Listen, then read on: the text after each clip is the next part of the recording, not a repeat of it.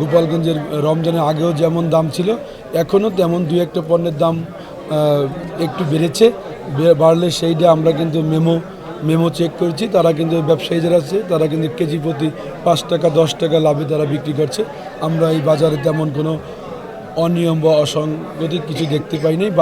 গোপালগঞ্জের বাজার এখনও কিন্তু সাধারণভাবে মানে সাধারণ ক্রেতাদের লাগালের মধ্যে আছে। গোপালগঞ্জে কিন্তু এরকম কোনো কিছু ঘটেনি। আর যদি ফিউচারে ঘটে আমাদের যারা প্রশাসনের লোকজন আছে তারা নিয়মিত বাজার মনিটরিং করবে এবং খাদ্য নিরাপত্তা খাদ্য অধিদপ্তর তারাও মাঠে আছে।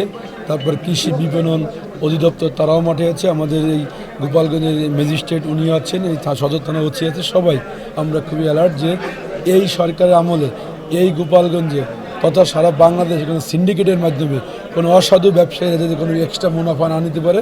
আমাদের সরকার যথেষ্ট সচেতন, সাথে আমরা যারা লোকাল প্রশাসন আছে তারাও যথেষ্ট সচেতন, আমরা যারা আছি জনপ্রতিনিধি তারাও যথেষ্ট সচেতন। আমার মনে হয় গোপালগঞ্জে এই রমজান মাস উপলক্ষে কোনো অসাধু ব্যবসায়ী কোনো সিন্ডিকেট করে এখানে কোনো সুবিধা করতে পারবে না। অসাধু ব্যবসায়ীদের পক্ষে আমরা নেই, অসাধু ব্যবসায়ীদের কোনো তাদের আমরা সহযোগিতা করব না।